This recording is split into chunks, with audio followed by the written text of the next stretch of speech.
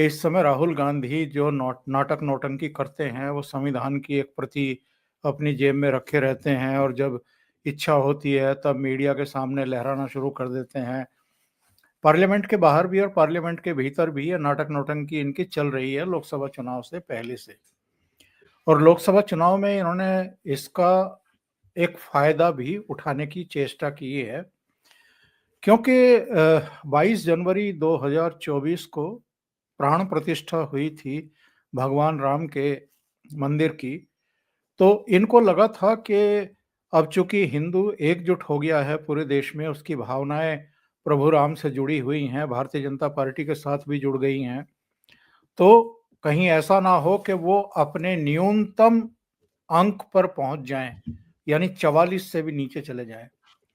तो इन सब ने इंडी अलायंस के घटक दलों ने मिल बैठ करके एक ये रणनीति तैयार की या साजिश तैयार की कि हिंदुओं को जातीय आधार पर विभाजित कर दो।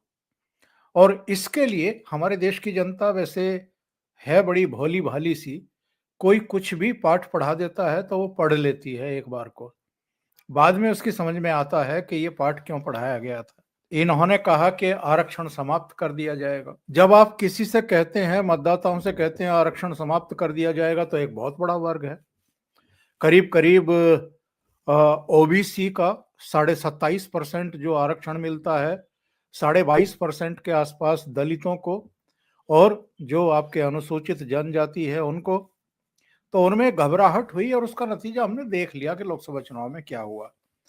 तो जिस मुंह को खून लगने की बात प्रधानमंत्री नरेंद्र मोदी कह रहे थे, वो एक्चुअल में यही था। और ये खेल ये संविधान के साथ, संविधान की भावना के साथ, जो मूल भावना है उसके साथ पहले से करते आ रहे हैं। उन्होंने एक बहुत महत्वपूर्ण दृष्टांत से अपनी बात शुरू की और फिर लोगों की समझ में आ गई और इनका भांडा फोड़ दिया उन्होंने कि ये किस तरह से काम करते हैं। इन्होंने कहा कि जो भारतीय संविधान लागू हुआ था 1950 में, उसको तो मानने की छोड़ ही दीजिए, ये तो कांग्रेस का ही संविधान मानने और स्वीकार करने को तैयार नहीं है।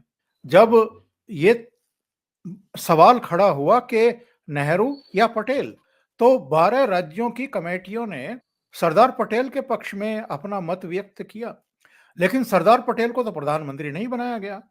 जिनको एक भी वोट नहीं मिला था, किसी भी कांग्रेस कमेटी ने, किसी भी प्रदेश ने नेहरू के पक्ष में मत नहीं दिया था, मत व्यक्त नहीं किया था, उनको प्रधानमंत्री बना दिया गया। दूसरा उदाहरण उन्होंने दिया कि मनमोहन सिंह के समय एक एडवाइजरी काउंसिल बना दी गई, जिसकी हेड सोनिया गांधी को बना दिया गया और उनको प्रधानमंत्री से ऊपर का दर्जा दे दिया गया। और प्रधानमंत्री के मुंह से कहलवाया गया कि साहब, जो सरकार है ये पार्टी अध्यक्ष के प्रति जवाबदेह है। मतलब इससे बड़ा मजाक और क्या हो सकता है कि संवैधानिक तरीके से जिस प्रधानमंत्री ने शपथ ली है, जिस सरकार के मंत्रियों ने शपथ ली है, वो पब्लिक के प्रति, जो उनको चुन रही है, उनके प्रति जवाबदेह ना होकर के, या संसद या संविधान के प्रति जवाबदेह ना होकर के, किसी पार्टी की अध्यक्ष के प्रति अपनी जवाबदेही समर्पित कर दे और आस्था व्यक्त कर दे। तो ये दो उदाहरण ही काफी थे इनका मूल चरित्र समझने के लिए, यानी कांग्रेस पार्टी का चरित्र समझने के लिए, कि ये संविधान की प्रति जेब में डाल करके क्यों घूमते रहते हैं। बाकी तो उन्होंने बहुत सारे उदाहरण नेहरू के दिए हैं कि नेहरू तब तक तो चुने हुए प्रधानमंत्री ही नहीं थे, अंतरिम सरकार के प्रधानमंत्री थे, और 1991 में पहली बार उन्होंने संविधान निर्माताओं का अपमान किया था, एक अध्यादेश जारी करवा के अभिव्यक्ति की स्वतंत्रता को खत्म करने का प्रयास किया था। 1950 में संविधान लागू हो रहा है, 1991 में एक साल के भीतर वो एक संविधान संशोधन ले आए अध्यादेश के जरिए, और वो भी अंतरिम सरकार थी, चुनी हुई सरकार तो 52 में बनी थी आकर के, जब पहली बार चुनाव हुए थे। इसके बाद के भी जो उदाहरण उन्होंने दिए हैं, चाहे नेहरू काल के हों, चाहे इंदिरा गांधी इमरजेंसी थोपी जिस तरीके से, और राजीव गांधी ने भी जो धत्कर्म किए उस समय, वो सारा भी हमारे सामने है, सबके सामने है। तो एक तरीके से वो एक कहावत है ना कि आ बैल मुझे मार। तो ये जो परिवार है, ये किस तरीके से कांग्रेस पर एक तरीके से कुंडली मार करके बैठा हुआ है, और किस तरीके से मनमोहन सिंह को 2 बार प्रधानमंत्री की शपथ तो दिलवाई गई, पर मैं कई बार मजाक में कहता हूं कि उनको बताया नहीं गया कि प्रधानमंत्री आप ही हैं। सुपर प्राइम मिनिस्टर बनकर के सोनिया गांधी बैठी हुई थी, और पर्दे के पीछे से यही राहुल गांधी और प्रियंका गांधी वाड्रा, ये सब मिलकर के सरकार चलाते थे, ये फैसले करते थे। कौन नहीं जानता है जो दिल्ली में पत्रकारिता करते हैं, और मैं तो उस समय चूंकि दिल्ली में ही था, सबको पता था कि सोनिया गांधी के मैसेज लेकर के अहमद पटेल पीएमओ जाते थे, और प्रधानमंत्री को कन्वे किया जाता था कि ये करना है, ये करना है, ये करना है। और सारा कुछ तो 10 जनपद से होता था, बहुत सारी फाइलें 10 जनपद जाती थी। तो ये जो संविधान इतर एक अलग गवर्नमेंट सोनिया गांधी के नेतृत्व में बनी हुई थी, उसी को लेकर के प्रधानमंत्री ने प्रहार किए हैं इन पर। तो जो ये संविधान संविधान चिल्ला रहे थे और संविधान पर बहस कराओ, ये जो डिमांड कर रहे थे, तो हो गई बहस, कर दिया इनका क्रियाक्रम जो करना था। और प्रधानमंत्री नरेंद्र मोदी जब भी पार्लियामेंट में बोलने के लिए खड़े होते हैं या बोलने वाले होते हैं, तो बहुत तैयारी के साथ आते हैं, और इतनी तैयारी के साथ आते हैं कि सामने वाले की धज्जियां उड़ जाती हैं। वही आज हमने देखा था, सबके चेहरे फक हुए पड़े थे। जितने वो पिछले 2 दिन में भाषण हुए हैं, सबको एक तरीके से उन्होंने डिस्ट्रॉय करके रख दिया। एक वो महाज्ञानी अंगूठे को लेकर के अंगूठे के ही पीछे पड़े हुए थे कि एकलव्य का द्रोणाचार्य ने अंगूठा काट लिया। अरे भैया, कौन-सा महाभारत पढ़ के आ रहे हो? हमें भी बता दो किसमें लिखा हुआ है कि द्रोणाचार्य ने अंगूठा काट लिया था एकलव्य का। कहीं कहीं ये बात नहीं लिखी है कि द्रोणाचार्य ने अंगूठा काटा था। लेकिन उनको चूँकि उनके दिमाग में भरा जाता है, कहाँ से सलाहें दी जाती हैं कि अंगूठे को लेकर के, और बस अडानी को भी ले आओ, बेरोज़गार युवाओं को भी ले आओ, तमाम दूसरी चीज़ों को भी ले आओ, अग्निवीर को भी घुसेड़ दो उसमें, और एक तरीका हो गया है। और मुझे लगता है कि इसीलिए जो ये नॉन सीरियस बातें करते हैं, बेसिर पैर की बातें करते हैं, और इनका रिकॉर्ड जो है फिर उसके बाद बजता रहता है। पांडवों ने जीएसटी नहीं लगाई थी, इस तरह की बेसिर पैर की बातें ये करते हैं बैठ कर के।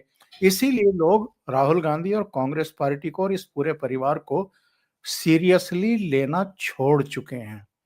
और प्रधानमंत्री नरेंद्र मोदी ने जिस तरीके से क्रमवार ये सिद्ध किया है, ये साबित किया है कि ना तो ये संविधान में आस्था रखते हैं, ना इनका कांग्रेस के संविधान में ही कोई विश्वास है, ना ये कांग्रेस पार्टी के भीतर के दूसरे जिनमें एबिलिटी है, काबिलियत है, ऐसे युवाओं को आगे आने देते हैं।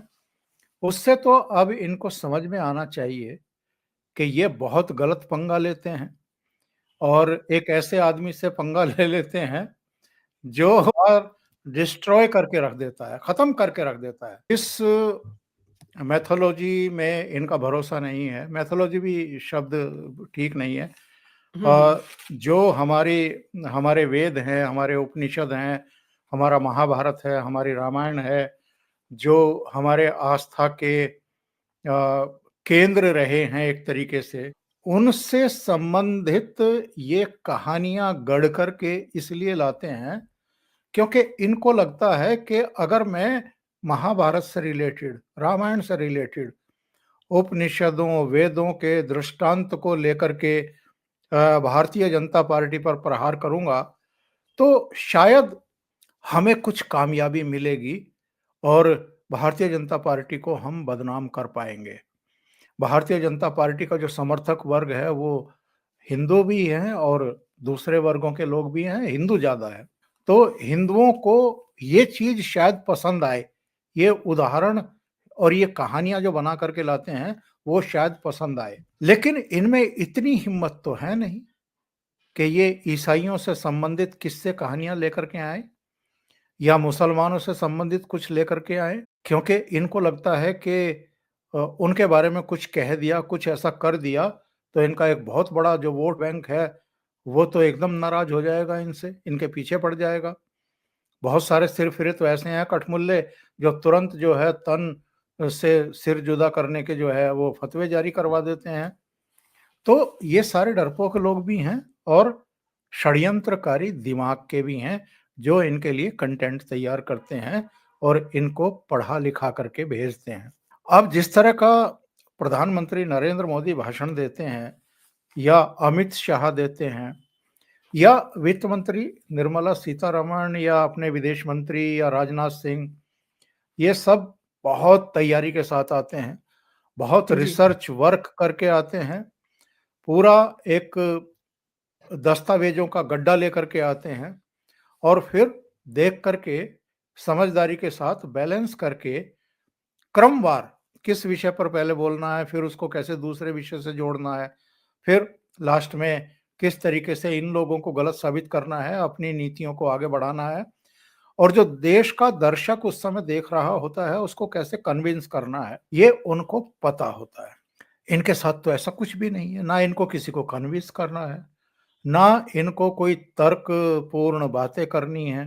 तो इनको तो जो इनका अपना एजेंडा इनको थमा दिया जाता है, इनके सलाहकार भी कौन-कौन और कैसे-कैसे लोग हैं, वो वामपंथी विचारधारा से अ, ग्रस्त हैं, प्रेरित हैं, अपने एजेंडे को आगे चला रहे हैं, इनके ज़रिए चलवा रहे हैं। तो ये मैं पहले भी कह चुका हूँ कि जिस रास्ते पर ये लोग चल रहे हैं, ये कहीं पहुँच नहीं पाएँगे और कभी भी नहीं पहुँच पाएँगे। ये एक ऐसा अनंत मार्ग है, जो अंधेरी गुफ़ा में तो इनको ले जा सकता है, किसी प्रकाश पुंज की तरफ नहीं ले जा सकता। तो जब राजनीति का गूढ़ विषय और मुद्दे, देश के सामने जो मुद्दे हैं और जो संविधान है, क्योंकि संविधान पे चर्चा चल रही थी, तो संविधान के साथ आपने खिलवाड़ कैसे किया है, उसको फुटबॉल बना करके कैसे रखा है और कब-कब आपकी फैमिली ने दुरुपयोग किया है, संविधान को तोड़ा है, मरोड़ा है, संशोधन किया है, इमरजेंसी लगाई है, अभिव्यक्ति की स्वतंत्रता छीनी है। ये इनके लिए तो बड़े कहना चाहिए कि ऐसे विषय हैं जो इनकी बुद्धि में आ ही नहीं सकते ना। इनको पता नहीं, इनको ये गणित का विषय लग रहा है। इसलिए लग रहा है कि इनके वंश के पूर्वजों ने भारतीय संविधान के साथ खिलवाड़ किया है, भारतीय जनता के साथ खिलवाड़ किया है और एक बहुत बड़ी लीडरशिप के साथ खिलवाड़ भी किया है, जिनको इन्होंने आगे नहीं आने दिया, आज भी नहीं आने दे रहे हैं। सबको पता है ना कि इनकी सीमाएँ क्या हैं, इनकी क्षमता क्या है, इनका विज़न कितना है, कितना नहीं है, सबको पता है। मूढ़मता हैं, ये भी सबको पता है।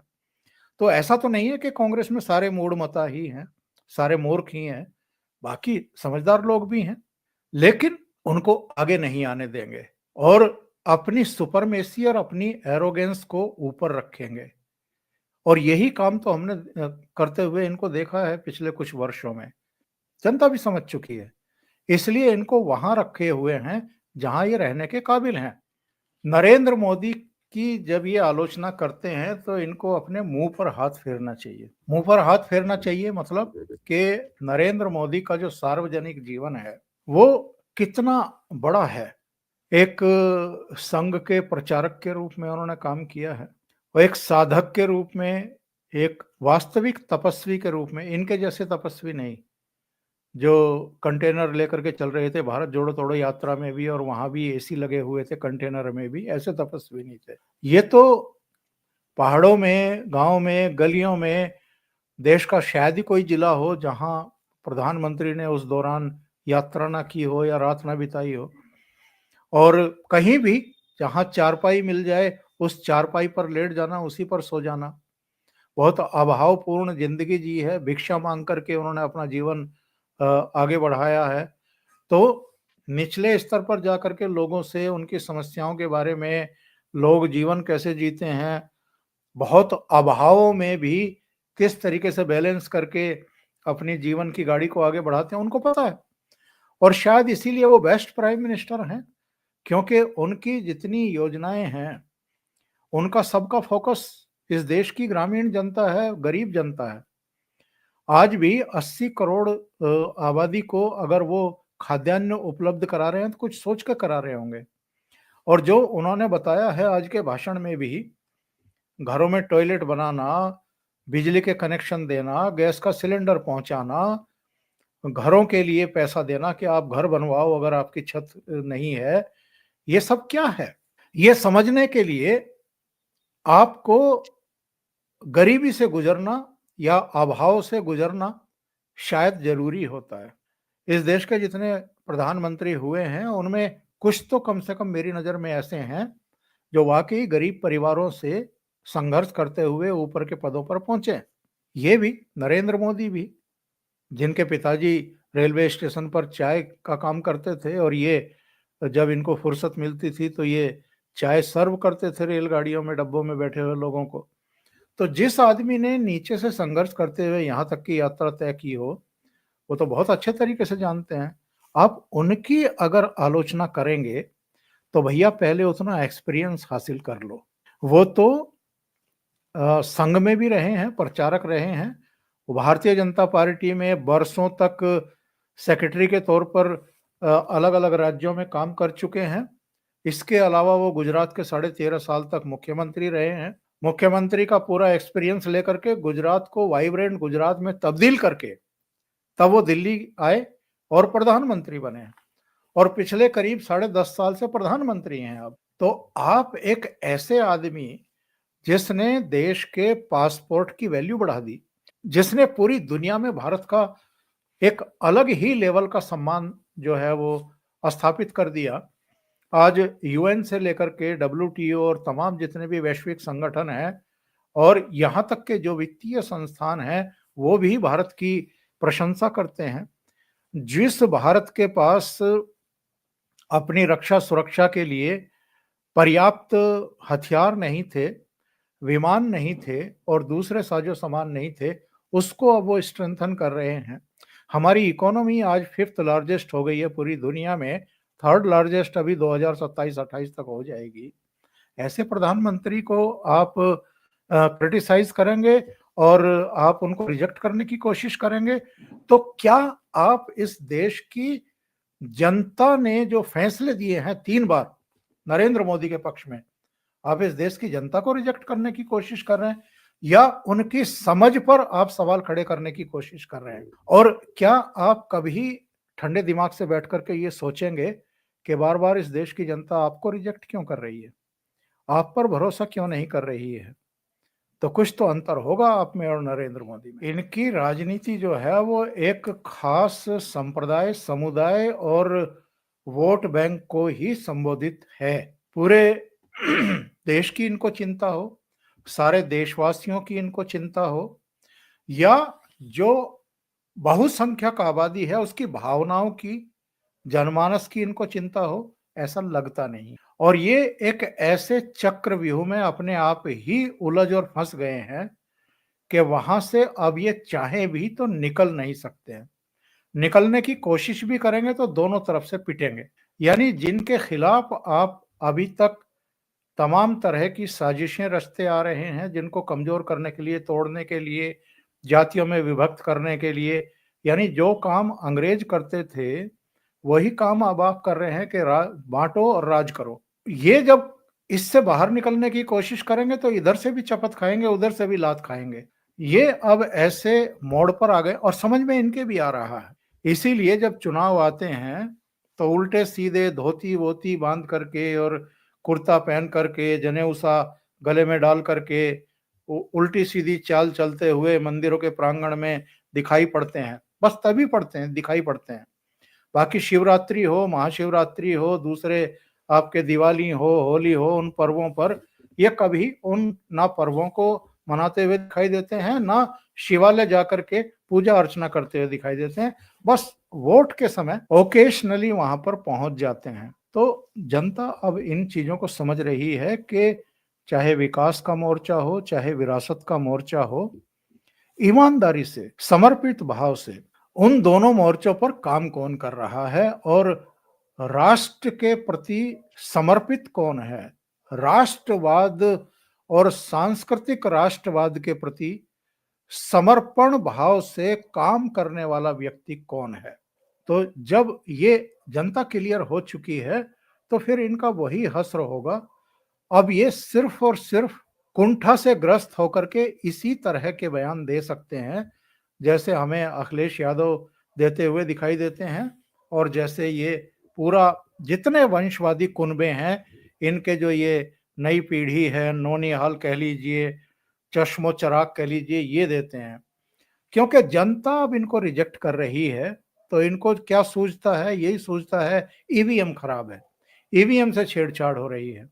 क्योंकि अगर ये एक्सेप्ट कर लें कि लोग हमें नापसंद कर रहे हैं, इसलिए हम हार रहे हैं, हमारी पार्टियों को कामयाबी नहीं मिल रही है, तो फिर इनके कार्यकर्ता और जो इनके पदाधिकारी हैं वो इनके खिलाफ जो है विद्रोह का बिगुल फूंक देंगे पार्टियों के भीतर कि भैया आप अगर नाकारा हैं, आप अगर जनता को कन्विंस नहीं कर पा रहे, आप अगर पार्टी को वोट नहीं दिलवा पा रहे तो आप हटिए, किसी दूसरे को मौका दीजिए। इनको हटना भी मंजूर नहीं है। तो इसलिए कोई ना कोई बहाना तलाश करके ये इस तरह के हालात पैदा करते रहेंगे।